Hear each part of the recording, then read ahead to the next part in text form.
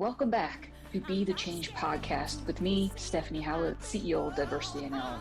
Become awakened, create culture of inclusion, be brave, have impact by being an ally.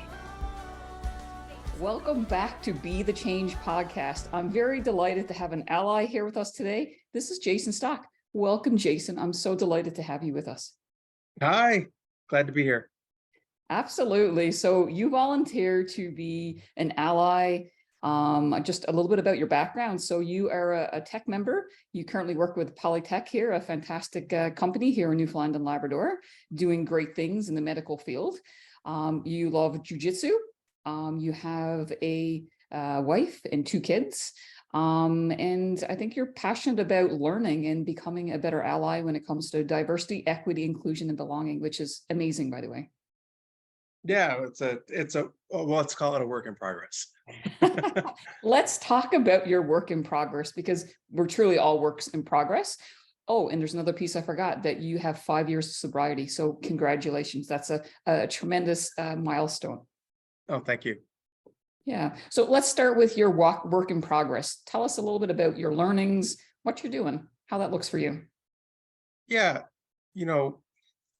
I think in order to talk about that, we have to go all the way back to sort of the beginning and the origin of, kind of where I came from. And I grew up in a small town in upstate New York. And I like to kind of refer to it as almost like, most of the people that I grew up with, or the areas around me, were, like northern redneck. We didn't have anyone of color even come into our school system until I was deep into high school. I grew up in the late 80s, early 90s, where um, being gay or being different was mocked. And like I grew up in what I can look back now on as a very not DEIB focused culture.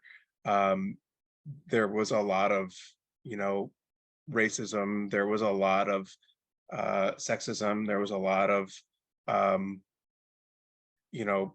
just we didn't function in the world then the way that we function in the world now, where we're trying to. And there was a lot of harm, I think, that was perpetrated and committed in those times. And one of the things that I'm trying to do is figure out how I can be better and where I can learn to do better now that I know more things. And so growing up in that environment doesn't excuse continuing to sort of go down that path. So that's sort of a little insight into kind of how the journey started. Right. So growing up in upstate New York in the United States, I'm sure that looks different. I know it looks different from living here in our beautiful province of Newfoundland and Labrador. And, all the, I guess, within the US, there's lots of different things that are happening right now, movements that aren't certainly protective of women or the 2S LGBTQ plus community. Yeah, I think that the US is a strange place, and it's gotten stranger over the last decade and a half, really almost since social media, I think, got into the hooks of people. There's a lot of confirmation bias. People just are continuing to get fed belief systems that reinforce what they believe. But I I I I came from an environment where the focus wasn't on how do we make the world more equitable. The focus was on, how do I protect and keep what I have.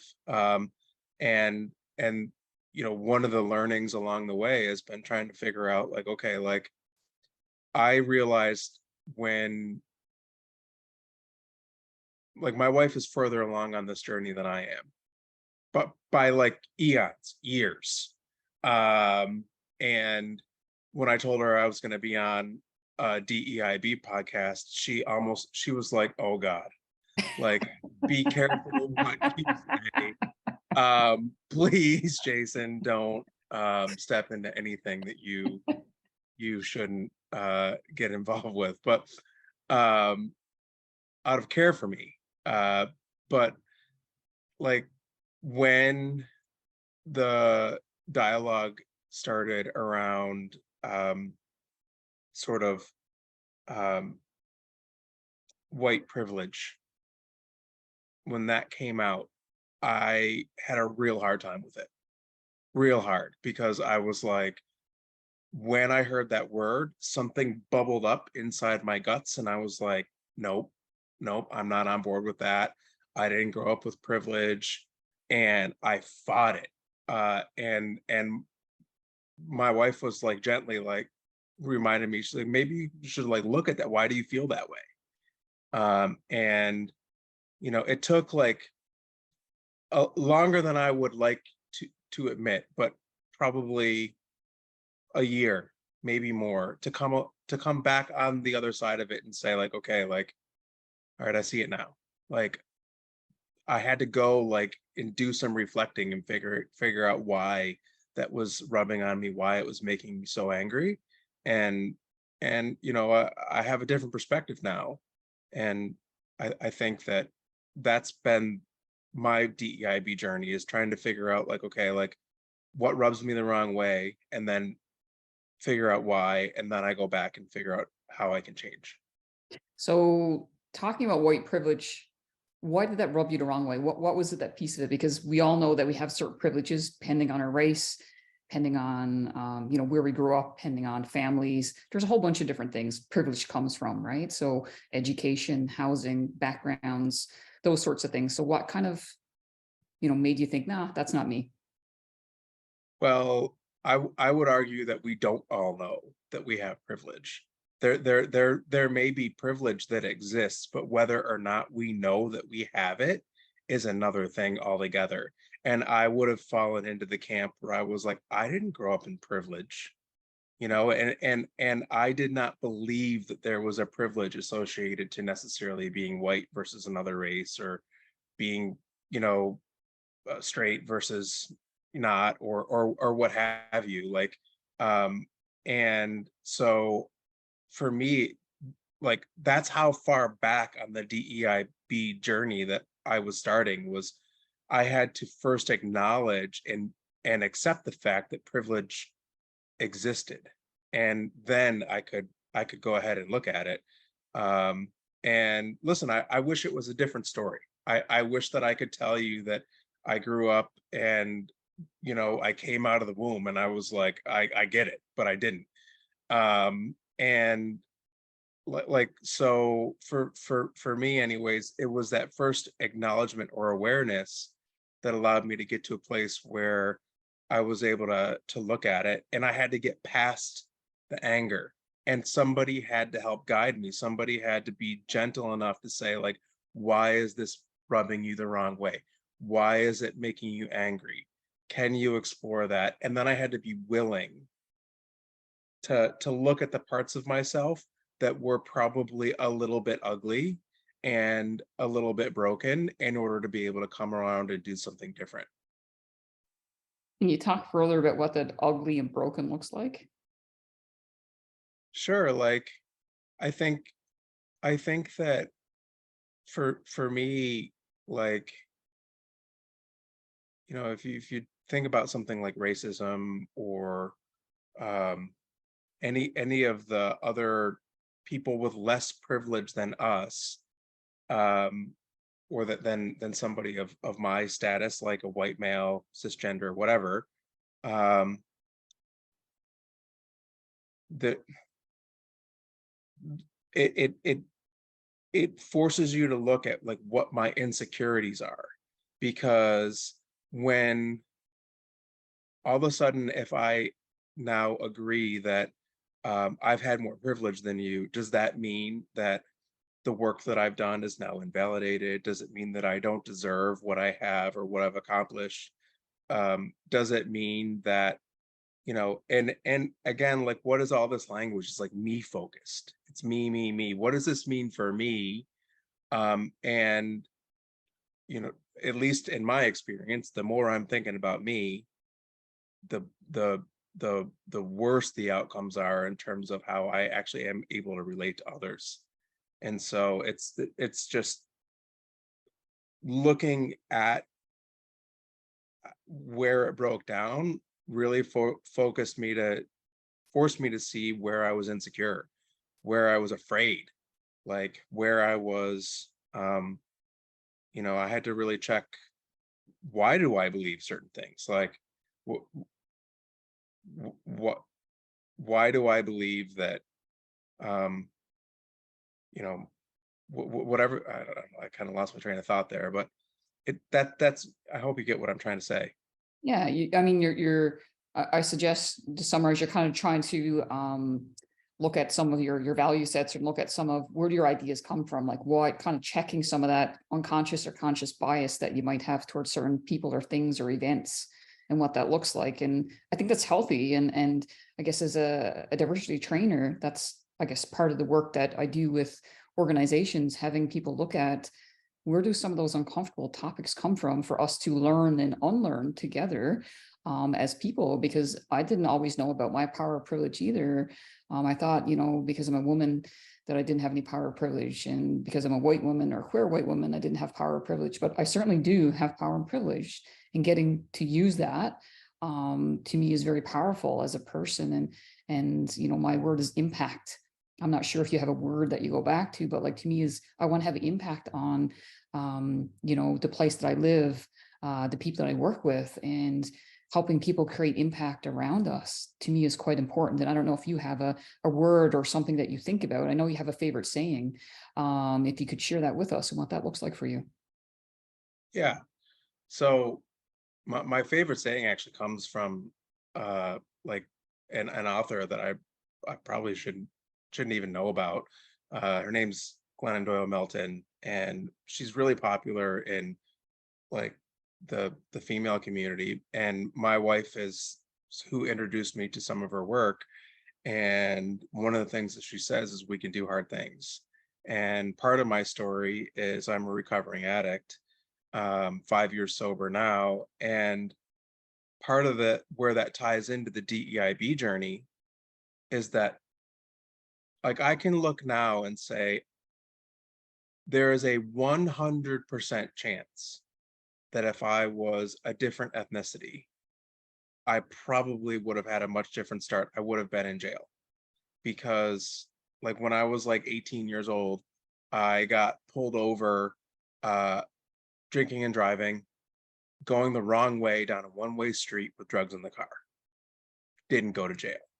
Mhm. Like, because the cop knew my uncle, and like there was all of that going on. If I was a black kid going the wrong way down the one-way street with drugs in the car, impaired, I would have been in the system immediately. That's the essence of DEIB in action. And I tell that story only to illustrate the fact that, like, that's the kind of stuff that happens, that really, really shine the light on the fact that because I was born the way that I was born and in the family that I was in, that's how privilege showed up for me and allowed me to be able to work through the world and get to the place that I'm in now. Whereas if I was born a different race or look different or function different in the world, then, I don't know if I would have had the same opportunities. Absolutely. And I'd even argue, if you were a Black or Indigenous kid going the wrong way on a one-way street, don't even take out the drugs, take out alcohol, take out all those things, you would have ended up in jail. Yeah. And so, but like that's the thing, is like, when all the movements started to happen around, like, Black Lives Matter and all that kind of stuff. And like, I still don't know 100% where I stand on all that, because you get so many different feeds from the media about what's actually happening and what's going on. But what I do know is that I've had privilege, and I believe that, like, now what do I do with that? And it's, how do I, now be an ally and acknowledge the fact that, You know, I've screwed up in the past. I haven't behaved properly in the past. You know, I've said racist things, I've said sexist things, I've said homophobic things. I've done things that have hurt people along the way. I haven't always been an ally. Yet now I work for this company where DEIB is one of the most important values.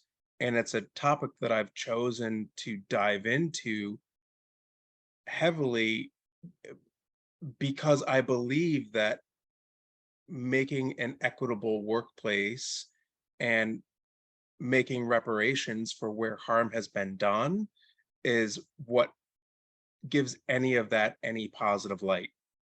And that's the lens that I choose to put on it. And I hope, I think there's people out there like me that are afraid, to come out and say, like, you know, I haven't always gotten it right. And like, I hope that I can kind of be that person that says, like, yeah, like, I didn't get it right either, but I'm trying to get it right now. And I don't have to be perfect. I just have to be on the path. Yeah, absolutely. And I think if you look at anyone doing this in this space, is that what we ask people to become allies and start looking at, you know, what we've all done, because none of us have been perfect when it comes to this journey. I think just for me, like I certainly become more woke when George Floyd, when he was killed in the US. And that created momentum, certainly for my business, but momentum for me as a person to look at what am I doing? How am I reaching out to communities? And how am I showing up every day? And I think it is about, you know, showing up and about looking at what we can do differently, you know, for our companies, for our kids. I mean, you have kids, you know, I have nephews and nieces, like, how are we showing up? So, you know, we can leave a legacy, you know, that people are proud of, that we have impact on people. And, you know, what does it look like for everyone? Because it looks different for you than what it looks like for me, right? Well, there's a generational curse that's being broken because, like, I have two boys, they're 17 and 13. And so when I was 17 years old, I wasn't walking around the world thinking about how to make people feel more included. I wasn't thinking about whether or not, you know, I should call people by the right pronouns, or, you know, if anything, like, I would have been doing the antithesis of those things. Yet my kids are thinking about those things. They know, like, whatever their sexual orientation is, that they're loved. Doesn't matter. Like, gay, straight, whatever, like, doesn't matter. And they know that, for me, like, when I help them figure out how to become men, um, that them becoming a man in the world today means caring for other people and acknowledging that other people have a right to take up space and be who they are. And if they're going to be, like, we happen to be like a fighting family, like, we do martial arts together, rough and tumble kind of crew. Um, and like, I want my boys to stand up and fight for people that, you know, are not necessarily able or willing to fight for themselves. Like, if someone is putting somebody down because they look differently or have a different sexual orientation or whatever, my kids are going to stand up against that. And that's the generational curse that's being broken. And I think their kids are going to even do better than they are. Like, that's where the change is happening. Are you wondering how you can be the change within your organization? Are you struggling with where to start to on diversity, equity, inclusion, and belonging? If so, reach out to me, Stephanie Howlett, CEO of Diversity NL. My pronouns are she, her, and hers. We can help. We can help you be the change. We can help you make impact. We can help you and your organization through this process. You know, I think, you know, that's, you know, I guess a great way of looking at it. And I think we have 30 years to make up from, though. Like, you know, it's 30 years of education and of people within workforce that really don't always understand what diversity, equity, inclusion, and belonging is all about, and heavy on the belonging, because if we don't feel what we belong within our families, within our workspaces, within our sporting organizations or music or whatever that looks like, that we're going to retreat. Suicide and mental health issues are massive and high. And like looking at what does that look like within generations, and because mental health is a piece of all of this that we don't always talk about, right? And getting to know people's abilities and disabilities, that's massive. And I know you shared with me about neurodiversity, and if you wouldn't mind just talking a little bit about the neurodiverse part. Yeah, sure. So like, it's a joke. Like, it was a joke running in my family. Like, my mother always used to tell me that I marched to the beat of a different drummer, and I had a really hard time connecting with other people when I was younger, and that's one of the reasons that I found drugs and alcohol so appealing, is because they were like this magic potion or elixir that allowed me to, for the first time, be able to really feel like I connected and fit in and belonged, despite the fact that, I did organized sports and all those kind of things growing up. I never felt like I fit in, never felt like I belonged. I always felt a little odd. And then we had kids, and my oldest son is like a clone of me. It's scary. Genetics are just this wild, crazy world. Like, if I show you a picture of my son now, me at 17, you'd be like, which one's you? Which one's him? This is crazy. And when he was in the 7th grade, stuff started to go a little bit wonky. And we had a really hard year, and we decided to go through the process of going through official assessments. And he talks about this now. Like, if you were speaking to my son, he would tell you that he was diagnosed with ASD1, or what was formerly referred to as Asperger's. And that's how he identifies. That's his diagnosis. And it explains his lack of ability to connect with the world in the same way that everybody else does. He's just a little bit different. But when we were sitting in the office and we were going through the questions, I was like, oh my God, like, holy cow. If I paid that lady $3,000 to give me the same test, we would get the same answers. And so like, I often refer to myself as self-diagnosed. And the funny thing is like, there's been times in my life where, we have a friend that, when I went away for treatment for my addiction issues, went to my wife and said, do you think Jason has autism? Like, like, do you think he, like, what could be the cause of all of this strangeness? And it's been really empowering to know that I am a little bit different. I do function a little bit differently, and knowing that has been really, really helpful. And my son knowing that has been really, really helpful, because he knows that he's just not better, not worse, just different. Yeah. So for you, how does that help you in your everyday function and what that looks like for you? I think it gave me like a little bit of grace, because I always beat myself up for not being able to do or feel the same way that everybody else felt in the world.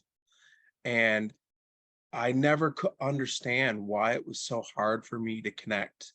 And like, I never understood like why I would say things that would be socially inappropriate, right? Like, at the wrong times.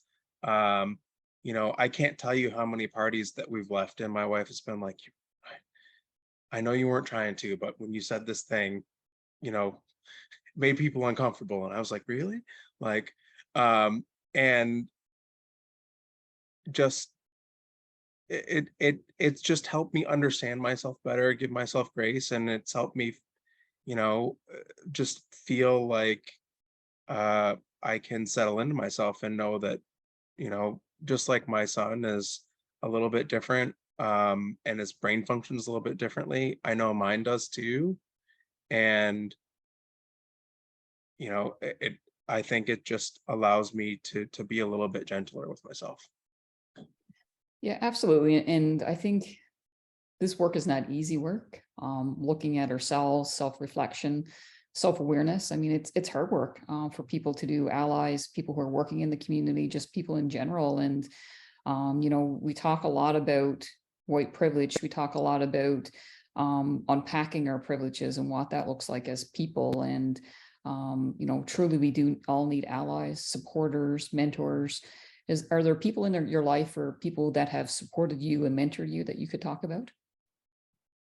Yeah, like my my my my wife, honestly, like, is the person that comes to my mind that supported me and mentored me the most when it comes to DEIB, because like I said, I mean, she's kind of like just kind of gets this stuff, and it's like ingrained in her spirit a little bit more, and she's a little bit farther ahead than I am. And um I think that she's always like kind of like helped me kind of come along. But then even the community that I'm in now, um like the company that I work for, um DEIB is a part of the focus of our identity as a company. And we are putting intentional effort into embedding DEIB into the hiring process. We're putting intentional effort into having a DEIB minute at every Monday morning meeting that challenges us to think about different topics in new ways. We've created a safe space where somebody like me can come out and say, like, I want to do this really, really badly, but I haven't always done it good. Can you help me get there? Um, you know, we have like leaders that are showing how to do it rather than telling how to do it. Like our CEO wears a moose hide pin everywhere she goes. Everywhere she goes, she wears that pin. It doesn't matter if she's seeing the premier or if she's down at the gathering place helping somebody who needs somebody. I fundamentally believe wherever she goes, she's going to wear that moose eye pin. And for me, like, that's a way that she shows me how she shows up for people that um, are in need of an extra push because of what the world has done to them. And I think that all of that, like, I've been lucky to be placed into an environment with people that are further along the path than I am, that are willing to help me kind of see the light and take the next step on the journey. Yeah, like even yourself, like uh coming in and doing the DEIB training for our team, um, creating a safe space for me to ask questions, creating a safe space for me to like email you after and be like, what do you think about this? What do you think about that? Um, and you're like, well, how about you try this? And like, how about you do that? And being willing to engage, knowing that I haven't always been an ally, but I want to be one now. That means a lot to me. Absolutely. A shout out to two of those people you were just talking about, who is, your lovely wife, Kathy Stock, and Jacqueline Lee, the CEO of PolyUnity. Absolutely. And they show up every single day. And that's the thing, is like how we show up and what that looks like. And, kudos to you, because you're the one that wants to learn.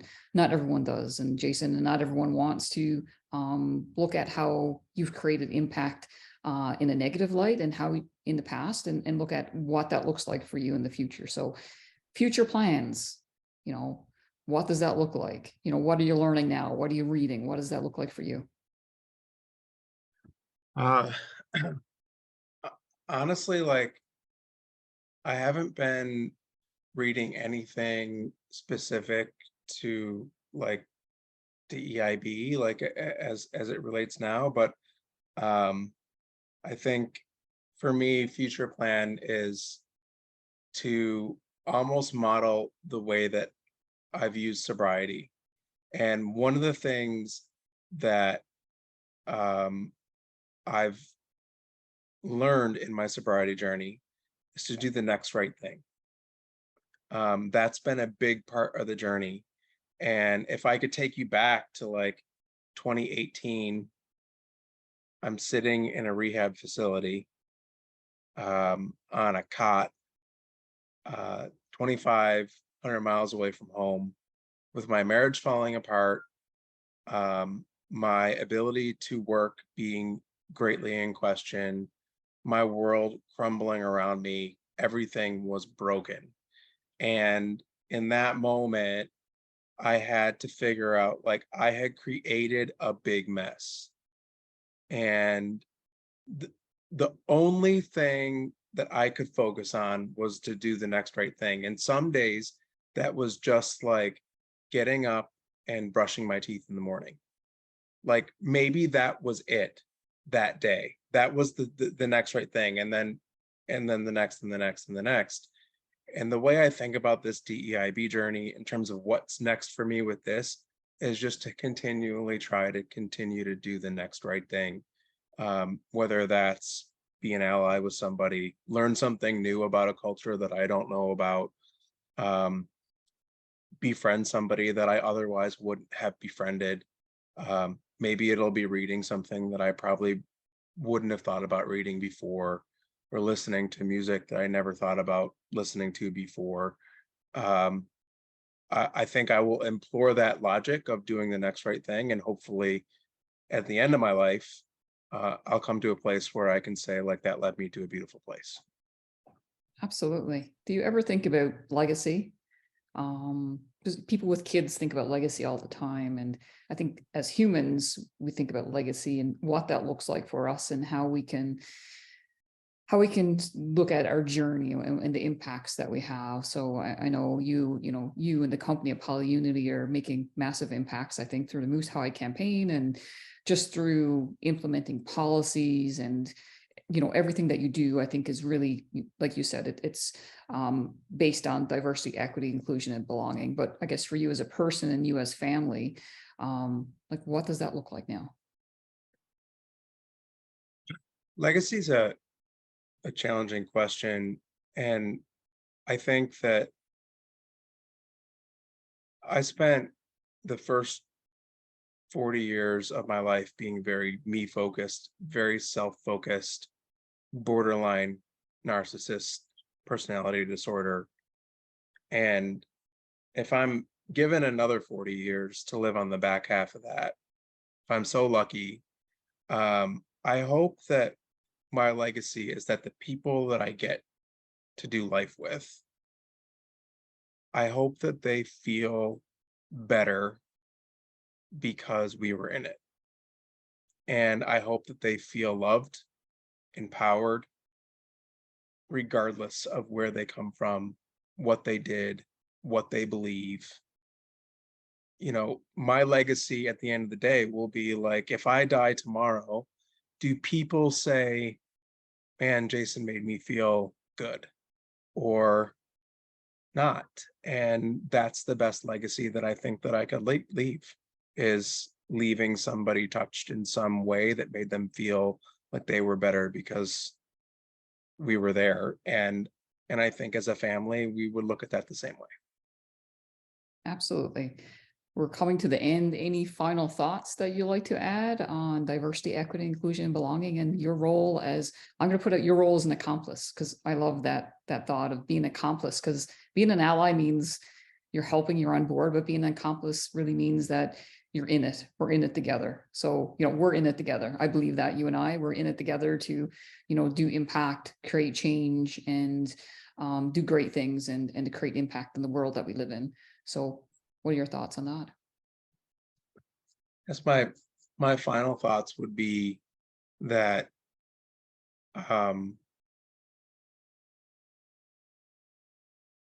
when you have an opportunity to show up in this space,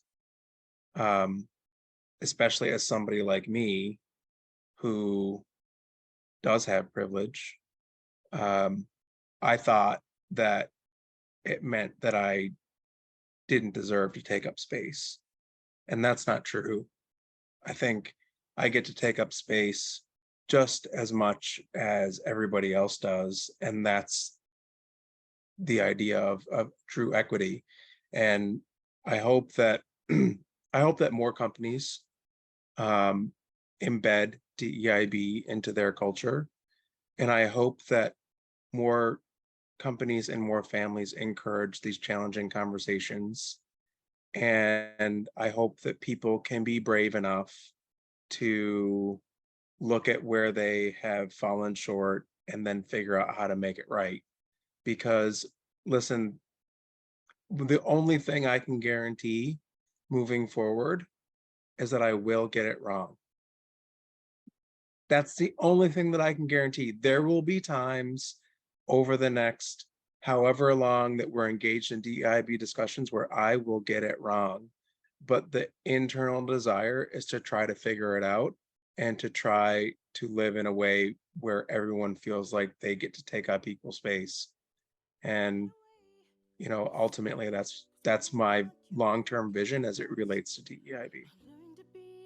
Absolutely. And I think as allies and accomplices, I think that's all that we can ask for, is that we see that everyone has a voice, and it's the way that we treat people, you know, that respect place, that making sure that people feel safe, respected, psychologically safe within workplaces and within conversations that we have, like creating that space so that truly everyone has that voice. And I think that's the most that we can ask for.